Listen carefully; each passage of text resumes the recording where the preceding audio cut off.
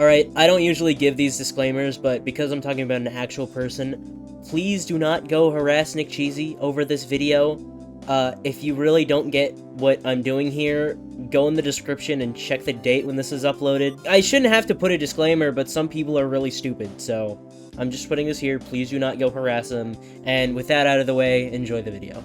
Over the past decade, indie animation has had a surge of popularity. Nowadays, shows such as Has Been Hotel and The Amazing Digital Circus have fan bases that rival those created by huge networks. Though, even with this rise of popularity, there are still some indie animated shows that have flown under the radar that deserve more credit. One of these shows, and the subject of this analysis, is titled The Nickcheezy Show. Created back on August 2nd, 2020 by Nickcheezy, the Nickcheezy Show revolves around Nickcheezy himself, getting into wacky misadventures with characters such as Quincy, Fishernaut, Nina, Wonkins, and many more. I'd argue that out of all of the characters, excluding Nickcheezy himself, Quincy plays the biggest role in the show. He's Nickcheezy's best friend and usually tags along with Nickcheezy in his endeavors and appears in many episodes. What's genius about the Nickcheezy Show is that Quincy being a close friend to Nickcheezy is what most people believe. The show has convinced its audience that this is the case. Though, when looking more critically of the show, analyzing certain scenes and reading through the lines, it paints quite the opposite picture. The case I bring to you today is that Quincy isn't the close friend to Nickcheezy that you think he is. In fact, when examining the show closely, it becomes clear that Nickcheezy is actually an abuser, and his prime target is his quote-unquote best friend, Quincy. Over the course of this video, I'm going to give my 10 points of evidence on how I got to this conclusion, and by the end of the video, you will be 100% convinced that Nickcheezy is guilty of being an abuser. By the way, I want to go ahead and make this distinction right now. What I'm claiming is that Nickcheezy, the character, is an abuser, aka the one from the show. I am not talking about the creator of the show, Nickcheezy, as he's shown to be a great person by the political stances and messages of his episodes. Topics he discusses in his show includes the characters taking a pro-labor stance, and he wrote Nickcheezy as being a cross-dressing icon. Nickcheezy, you slay. Anyways, without further ado, let's begin. You want a Sprite cranberry? Yeah! Number 10! One of the easiest examples to spot of Nickcheezy's abuse towards Quincy is in the episode Brain Freeze. In this episode, Nickcheezy has a Good drink. which causes him to start tweaking and have a brain freeze. Oh goodness gravy, I have the brain freeze. He runs to Quincy for help, and after Quincy checks to see how bad the brain freeze is, his entire arm freezes up. After Quincy states, I'm sure my arm will be fine. Nickcheezy immediately does this. Oh, really?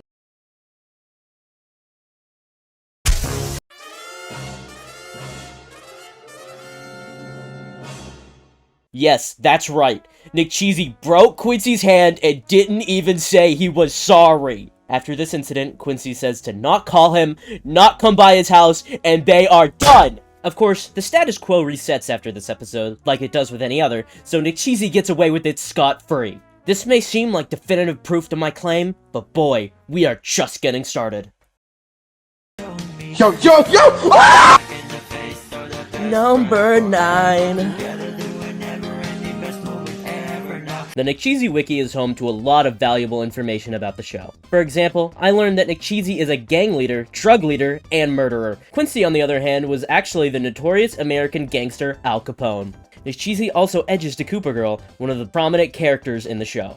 All this information isn't really necessary to the point at hand though, but what I'm about to show you is. On the Nickcheezy Wiki, I stumbled across something that shook me to my very core.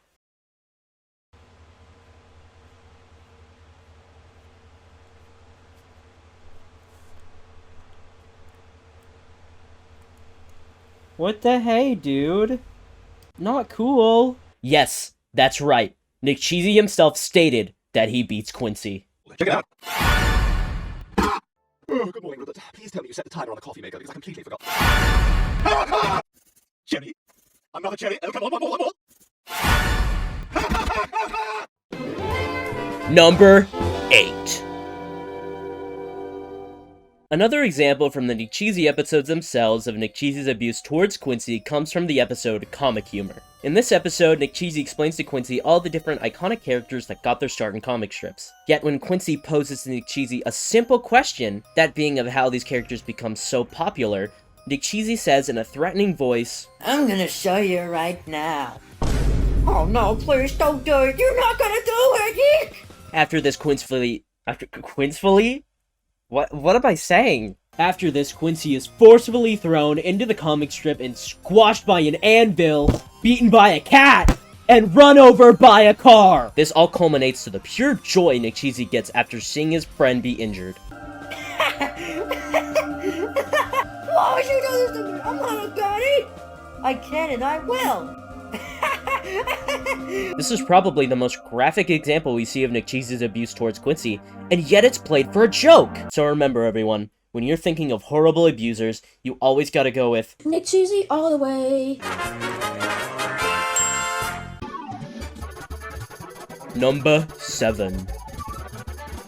So in doing research for this video, I decided to go to Nickcheezy's house and ask him straight up if he abuses Quincy. And the answer I got was better than I expected. Oh, so this is where Nickcheezy lives! I beat Quincy! Not cool, Cheesy. Not cool. Last episode, Nickcheezy said Quincy was his best friend. Now, he claims to beat him. Which is it, Cheesy? Better keep your story straight. In my script here, I never put a segue to go into number 6, so,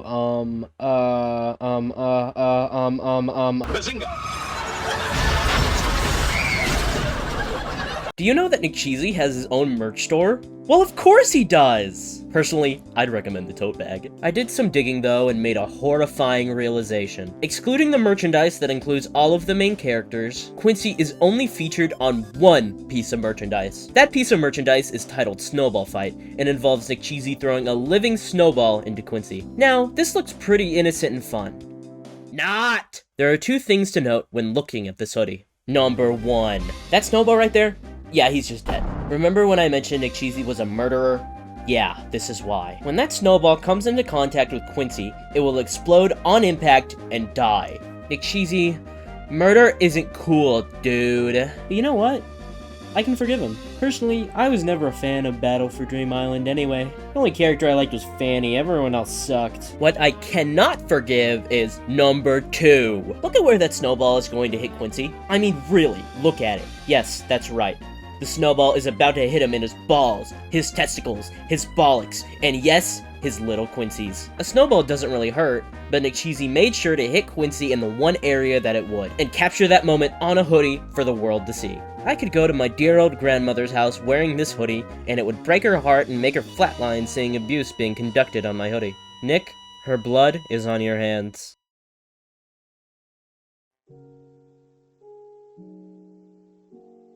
Number 5! I've looked in the comments in a lot of the Nickcheezy Show episodes, and I've noticed that there are a lot of comments about people edging to the show. Let me read off a couple of my favorites. Couldn't even edge to this. I exploded immediately.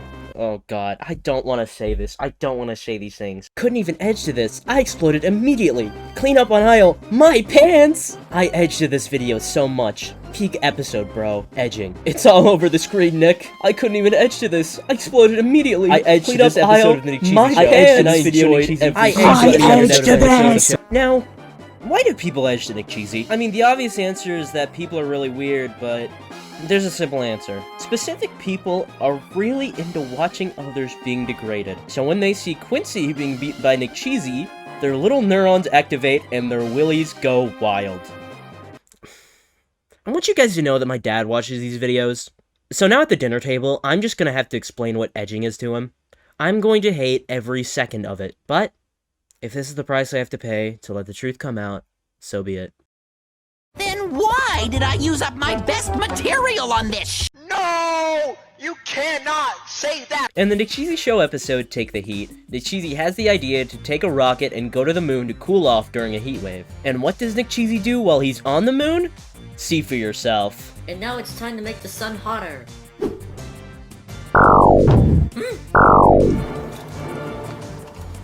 That's right, he intentionally set Nickcheezy Island on fire. He wanted to make the sun hotter so it would burn the island to the ground. And who lives on Nickcheezy Island, you might ask?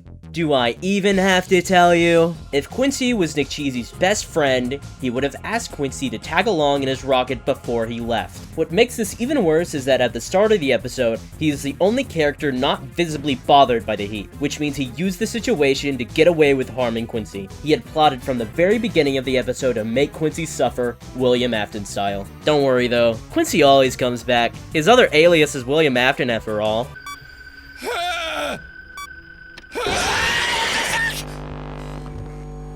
How was I supposed to stop that? Guys, I have bad news. Some episodes of The Nickcheezy Show are lost media.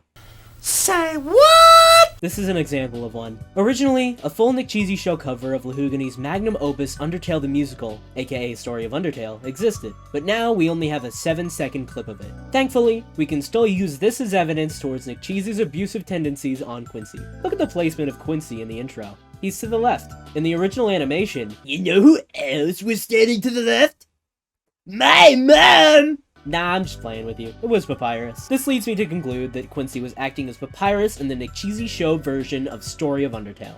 And in the original Story of Undertale, who gets beaten with a broken bottle and decapitated? Yes, that's right, Papyrus. Or should I say, Quincy? We can easily conclude Nickcheezy would have been acting as Frisk, as they're both the main characters of their respective series, and both have abusive tendencies throughout. This is why Quincy's head and face are partially obscured in the intro, as being hit with a bottle would do some serious damage to the noggin. Not cool, dude.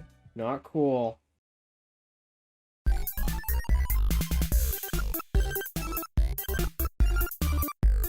Oi lads, it's time for number 2, innit bruv? One of the strongest pieces of evidence that points towards Nickcheezy being an abuser of Quincy comes from the episode, The Boy Who Saved the Day. In this episode, after hitting the Morty Smith, Nickcheezy gets a note saying that all of his friends have been captured. He then embarks on a journey and finds his friends locked up in a cage, and finds the 2 villains waiting for him.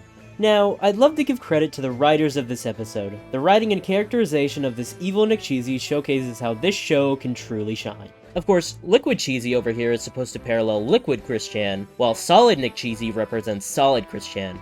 Of course, we all know who the real Nickcheezy is. The show has written these characters in this way to showcase how these are separate people. Yet with newly discovered evidence I've found, this is not the case. These 2 characters are the same person, as confirmed in the episode, That Old Anvil Gag. In the episode, Nickcheezy is nowhere to be found after he dons his villain persona and is swiftly squashed by an anvil. Yes, that's right, these 2 are the same character. Nickcheezy created this villain persona in order to get away with kidnapping Quincy, while also using his regular form to appear heroic and stay in his good graces. As further proof that they're the same person, do you ever see Nickcheezy and his villain persona on screen at the same time?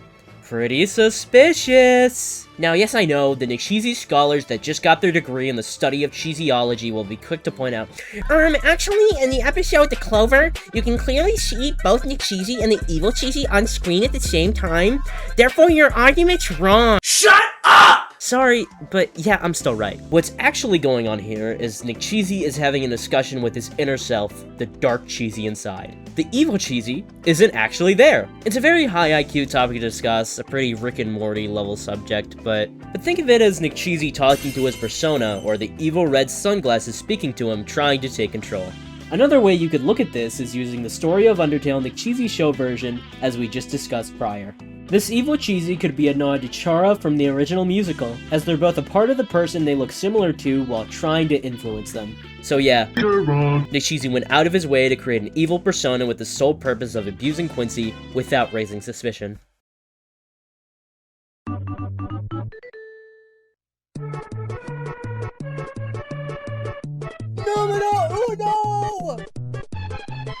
I've saved the best for last. The smoking gun that will now prove my theory is fact. And it's quite simple. The last piece of evidence I have to prove that Nickcheezy abuses Quincy is found in the intro to the series itself. That's right, in every single new episode of The Nickcheezy Show, the strongest piece of evidence is sitting right there in front of your very eyes. Let's dive into this intro and really analyze it.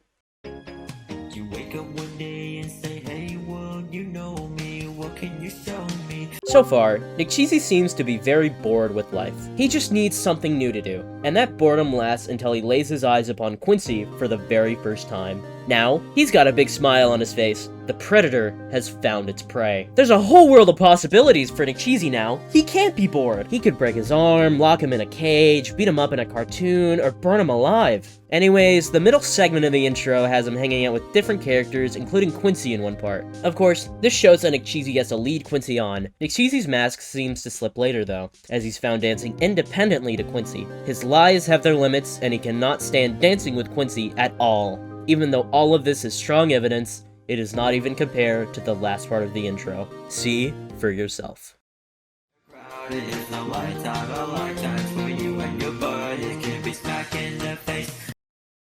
Let that sink in. It's a lifetime of lifetimes where you and your buddies can be smacked in the face. Nickcheezy directly states to the audience that one of the greatest lifetimes you could have is smacking your friends in the face. If that's not proof enough, I don't know what is. Nick seems to have noticed the error in stating this though, as immediately after, his last line is, What a wonderful world of friendship. Yeah. Nickcheezy realizes he went too far with that line and completely revealed his plans to the audience. So he threw in that line to make everything seem wholesome. The yeah he says at the end is him convincing to the audience, yeah, this is what I mean. You fumbled, Cheesy. Real bad. With all 10 pieces of evidence now shown to you all, it is with full certainty that I can claim that in the Nickcheezy Show, Nickcheezy abuses Quincy. In both the show itself and in other sources such as the merchandise and the wiki, it can be found in numerous instances that Nickcheezy causes harm to Quincy very often. This just leaves one question. Why? Why does Nickcheezy abuse Quincy? What drives him to do such a horrible act? I mean, if I was in a Friday Night Funkin' mod, I'd be pretty upset too. Well, I have the answer. While doing research for this video, I uncovered a bit of Nickcheezy lost media. I found a short clip showcasing Quincy in all his glory, and it proves the reason as to why Nickcheezy abuses Quincy. It's quite simple. Nickcheezy is jealous, because Quincy is a Sigma W Riz male.